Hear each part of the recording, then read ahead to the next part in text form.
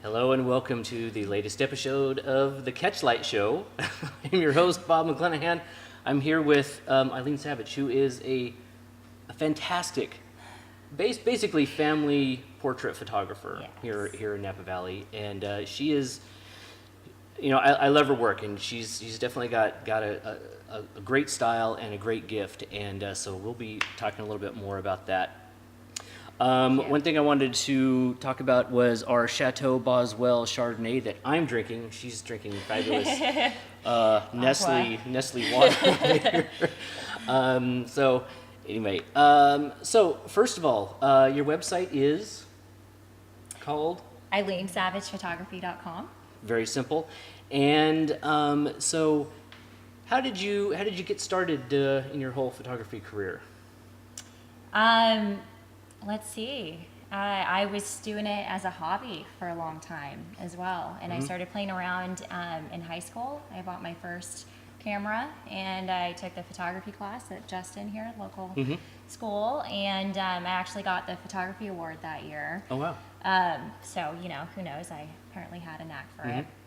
And then I took one more class at the JC. And I bought a digital camera by then because I was doing film in high school. Yes, I know. And then I don't know why they still teach that. Forever, yeah. Dark room, all that. Yeah. And so I took one more class at the JC, and then everything else I just taught myself. And so I was just playing around. I have a lot of nieces and nephews. I would just take pictures of them and everything, anything and everything for a long, long time. And then I started my website, NorCal Country, where I promoted country concerts in Northern California. And I got press passes to go to the shows, and that kind of just made me think like maybe I could take it a little bit more seriously. And then family and friends just started asking me to take their family portraits, and I said sure, and it just slowly built from there. So I never really intended on doing it professionally either. I actually told people before that I didn't want to do it because I was afraid that it would take away the joy that I got from it, by making it work. No, that's so I was really kind of scared. I was like, no, I just don't think I'm ever going to do it professionally. I'm just going to do it for fun. So that's kind of what started it. Wow. So I don't know if we can, but we can kind of browse through a few of your pictures here on your website. I don't know if you want to go to, Susan, if you can, go to portfolio, and then is there something special? Oh, let's see. We can just do families. I should have updated this. These are going to be old now. Great. That's always a problem, isn't it? Yeah. So now I'm guessing by the looks of that you're using Zenfolio. Yes. Yeah. I had used that for a few years, and now I just kind of transitioned on to other things. It's been working well. Yeah, actually. It works, but my issue is it just didn't look very pretty. Yeah. Yeah. I do wonder. I do see some other photographers' website and say that looks really nice. Yeah. It would be nice, but it will be a challenge to transition to something new. It is. Sure. It is very much. It's obviously it's a learning curve, but Zenfolio offers all the services that I wanted, so I had to kind of like piecemeal like these different things and stuff. Yeah. So in order, you kind of had to like integrate it with other things in order to get the same experience that you get with Zenfolio, which was all under one roof. Yes. So yeah, I really just wish that they had, if they could have updated their templates and that sort of thing. But they do slowly update it though. They have made improvements over the past year. They do offer even more services. So I'm kind of just hoping. I don't know. I'm gonna stick with it for a little bit longer, and we'll see by when my next contract is kind of up if I'm gonna renew it or not. So yeah. So now, are all these taken in around Napa? Yes. Okay. Yes. That doesn't even look like Napa. I could tell you all the locations if you want. So do you have like secret little locations that you kind of like always go to? I do. Yeah. Yeah. That's a good idea. Occasionally, I mean, obviously some of these are private, and then wineries. If we get permission, that father there, he works there at Visa Tui, so we were able to use the property there. So yeah, whenever we get a chance to use private property, I'm all for it, just because it changes it up. But yeah, there's a lot of locations in Napa, really. Yes, there are. Yeah, there are. It's pretty. And so one thing I noticed on your website, and we're going to talk about, was that you actually list your prices right on the website. I do, yes. And a lot of photographers won't. I don't. I know. Uh-huh. I want people to kind of come to me, with a question and say, okay, how much is this going to charge? Although what you do is a little different. You kind of have, I think it's because you have kind of like set packages, and so people go to you and they say, okay, well, if I want this, then it's cost this much, and it's a little more cut and dry. Where with me, it's like, I have a winery. It depends just on today, each project. Everything is different. Yeah. And it depends on when and where and how many shots and what they're going to be used for and all these different licensing terms and all this kind of stuff. So for me, I can't really put it into a package. I tried. Yes. That makes sense. Definitely. Because it was always different. So, but anyway, I thought maybe you could talk a little bit about that strategy and for how that some works. reason, I feel like I looked up a photographer in Sacramento when I was kind of thinking about doing it, and she didn't have her prices listed. And for some reason, I thought for someone who's never hired a professional photographer, I almost find that process to be a little intimidating. Yeah. And just like, I don't know, am I really going to actually make the contact to get all that information? Is it worth it? Or there's just something about it. It's an extra step. Yeah. That creates a little extra friction between a client wanting the job or wanting to hire you and actually contacting you. And by just, putting that information out there, I could definitely see that it would make it a lot simpler. And being new to it from like hiring a photographer, since I had never done it before, I just assume, you assume that professional photographer is going to be really expensive and just beyond your, what you can afford. Yeah. And so you just don't even bother. But if Yeah. you have the prices there and people see like, no, I can't afford that actually, then they're going to be willing to actually contact you. And yeah. I think so that was kind of my thought process with putting the prices there and just letting people know you can afford me. It's really not that expensive. Yeah. And people need to realize that, especially with family portraits and so on, that they're like invaluable. Having a good photo of the family, which I don't have. And I've tried many times. Yeah.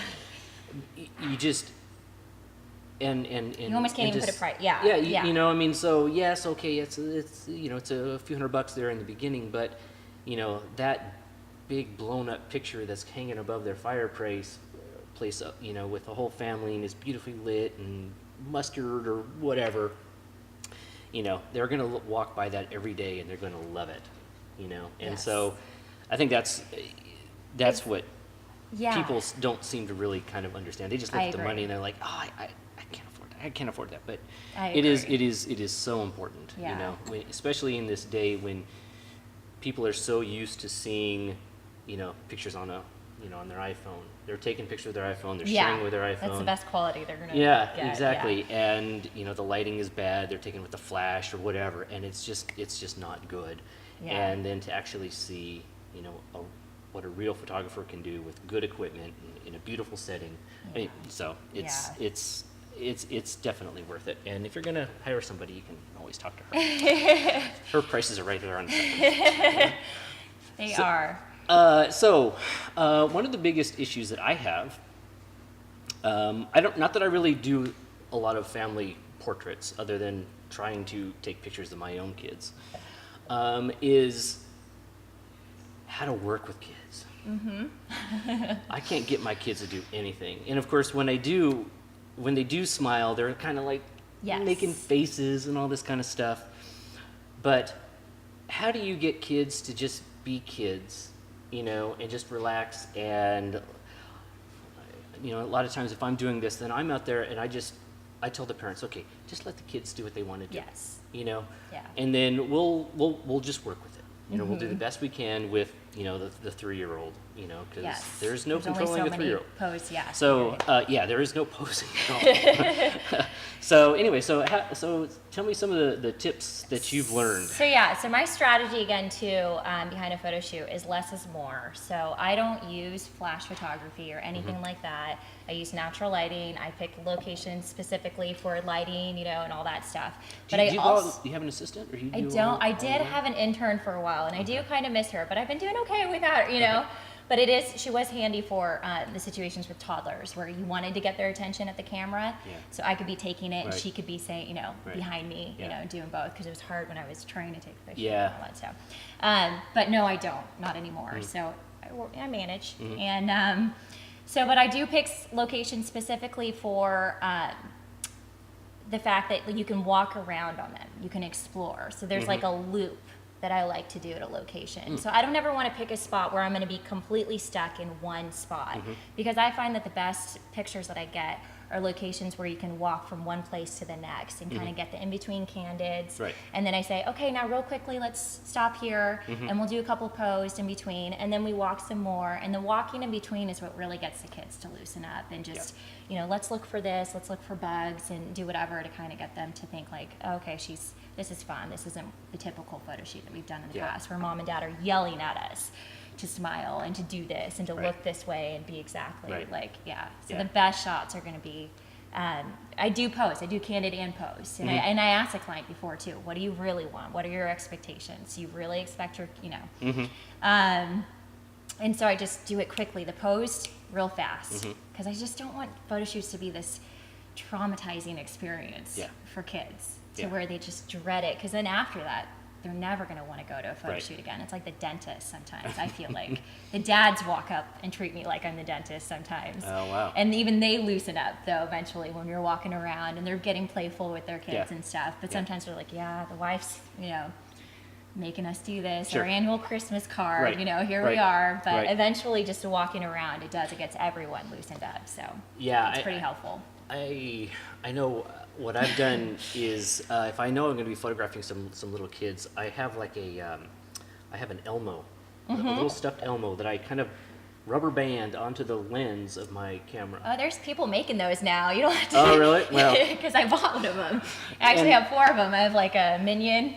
That I'll put, attach it to my lens, and so look at the minion, you know, little things like that too. Yeah, for so sure. that actually has come in handy a few times, so that's worked out pretty Especially with the little ones. And another thing that I was thinking about the differences between women photographers and men photographers. I can look at a photo and say a woman took that. A man took that photo. Yeah, you know. I think I could too. Yeah. I mean, I think, and there's just a different aesthetic. There's a different quality. I think, in general, stereotyping here, but I think men try too hard. Yeah. To get the photo. Yeah. And I think women are they're more relaxed and they just shoot. You know, they just shoot what's there and they get the right moment. They're not worrying about the exposures and that kind of thing. Yeah. I mean, you guys, obviously you know what you're doing to get an exposure, but I think the forefront in your mind is I want to capturing the moment, the faces and the moment and that sort of thing. Whereas the guys are like, okay, I need to, you know, adjust my shutter speed here and, you know, kind of do all this kind of stuff, or maybe heaven knows, I know, bringing in like flashes or doing other things, you know, to try to make it prettier. Anytime I normally would talk to a male photographer too, they want to talk technical stuff, and it's just like, to me, just I don't know, that's second in my mind. That's in the back. That's like the least important thing there is. Because when I'm at a photo, I do again specifically book the sessions to start about an hour before sunset, so that the lighting's going to be more consistent, so that I don't even have to worry about, you know, changing the exposure and buttons and stuff constantly, so that I'm really there focused on how they're looking at each other and interacting and stuff. Yeah. So No, exactly. Makes a difference. Yeah, exactly. And so you know, you can certainly get a feel for that. Oh, that's kind of a cool shot. Are they in like a bulldozer? Yeah. Yeah. So, but why do you think that? Why do you think that is? Why do you think men and women? I mean, is it just because we're men and women? I think we just, guys like the wired differently? gadgets. Yeah. You know, like the thing about photography too is they love the lenses and all the little, you know, just all of my teachers for my photography classes were men.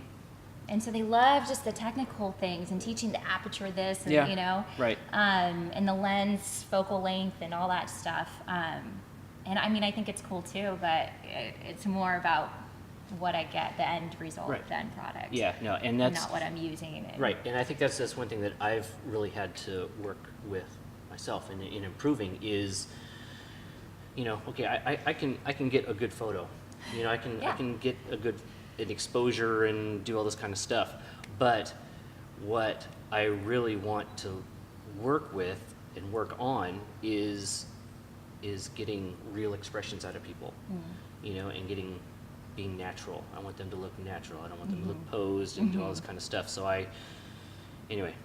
Now, do you use Pinterest ever? No. Not to say I'm not on Pinterest, but I don't. It's not something. Because it's been a little secret of mine, though, a tool that I've used for getting clients to show me what they want from a session. No, So I say, hey, make your board, go on there, find some pictures you love, and then when we're in the moment, they know how to pose because we're using those pictures to kind of guide us through the session with the type of look and posing. Because each person's different; they don't want to do the same engagement pose and whatnot. And so there's a variety. There's tons out there. Yeah. But if they can show me what they want, then I know exactly what we're going to do next. Yeah. And it suits them. It suits their personalities and. Yeah, in a way, it's kind of helped a lot. In fact, I had a client come to me last week, and she's actually she's a local singer. She's coming out with a new CD. She wants me to shoot her CD cover. And I wasn't exactly sure what she had in mind. So I said, "You're on Pinterest, right?" She goes, "Oh, of course." So, well, just give me some examples of some other album covers that you like. Yes. You know, that sort of thing. So she made a Pinterest board for me. Yeah. There was I shot a wedding, and weddings. you gotta be careful. I went in and They'll go. Yeah. So I searched for the bride's name, and sure enough, she had a Pinterest board full of wedding ideas. I looked through them, and of course, it's these beautiful locations on the beach in Hawaii, and the men and women are barefoot, and the wind is blowing, blah blah blah. She got married in a train depot. Gotcha. Yeah. I'm like, well, so this is the look that you want. This is the location you're giving me, So there is, so you have to kind of. Well, a lot of be real people too. careful. I don't even know what location they're gonna want, and so if they find some pictures on Pinterest that they really love, I can kind of get a feel for the location they're gonna want. And so then I can narrow it down to a specific spot here in Napa where it's going to have like that country look or the, Gotcha. you Right. know. So Right. Yeah, exactly. helps. Exactly. So, so we're doing okay here. So a couple of things I wanted to talk about. I got a new toy. Speaking of gear, what kind of gear do you use? Are you As in camera? camera stuff? So Nikon. Oh, you are Nikon. I am. Yay! My Yeah. first Nikon guest. Really? Yes. I've been And are you Nikon too? I or- am. Yeah. No, I've Yay. been doing this for a little over a year now, I Always think. And Hesitate when I answer, but Yeah. that's what I Every use. single- And once you commit, there's, you know, Oh, it no, is of what course. it is. every single person has been a Canon shooter. How funny. Yeah. So you're Yeah. actually the first Nikon. So what body do you have? Nikon D610. Okay, D610 Yes. and your So, favorite lens. You know, do you use a my variety? favorite lens. Let's see. Right now, I'm using my 24 to 70 millimeter quite a bit. But I started with Nikon. yes, Nikon. yeah, or Nikkor. And I was using the 70 to 200 actually, believe it or not, for family portraits, engagement that'd sessions, be all tough. that stuff. It was tough. I think that focal length doesn't work for groups. No. Yeah. No. So I was limited. And Yeah. so I definitely was happy when I got my Yeah. 24 to 70. You'd have to- I was renting that one when I knew a specific location would need Yeah. a wider one. Yeah. But then I finally was like, no, I need to have this like Yeah. every day. No, yeah. The 2470 is a lens that I hate, but it's a Yeah. lens that I use It's a lot. just versatile. Because Yeah. it is. And if I know that I'm going to be shooting groups or just kind of that sort of thing, then So what do you that's use what I do. then? But you're doing different Well, I things. do Yeah. different Yeah. Because I have my macro lens too, and I've got Yeah. my 50 millimeters. Yeah, so- I have 13 lenses, I think. Nice. So I just it really just depends. Yeah. It really Yeah. just depends. When I'm doing Did you rent ever? When you didn't know if you wanted to purchase it and you're kind of... yes, Yeah. yes I did. In fact, well now I'm quote a Nikon professional. So I get to borrow from Nikon whenever I want. I need to get on that. You need to get on that. So you literally just email Nikon and say, hey, I want to borrow a 400 2.8, Yes. a $12,000 lens. They just ship it to you for free. Yes, that would be pretty amazing. So it's pretty nice. So anyway, so I was doing a shoot last weekend, and so I did. I emailed them and I said I wanted a Nikon D750, a 400 2.8, and a 24-1.4. So that was about $16,000 worth of gear. Yeah. They just shipped it to me, and I just shipped it back. You know, so it's very nice. Yeah. But I fell in love with that 24-1.4 so much that I think I'm just gonna go ahead and just buy it. Yeah. So anyway, It's worth it, huh? well, for me, you know, I really like the fast primes. And if I'm doing an event, in one hand I'll have one camera body with a 24-1.4. The other hand I'll have an 85-1.4, and just kind of depending on what I use, because I mean, invariably, I'm shooting stuff that's in the dark. You know, with all these events, Yeah.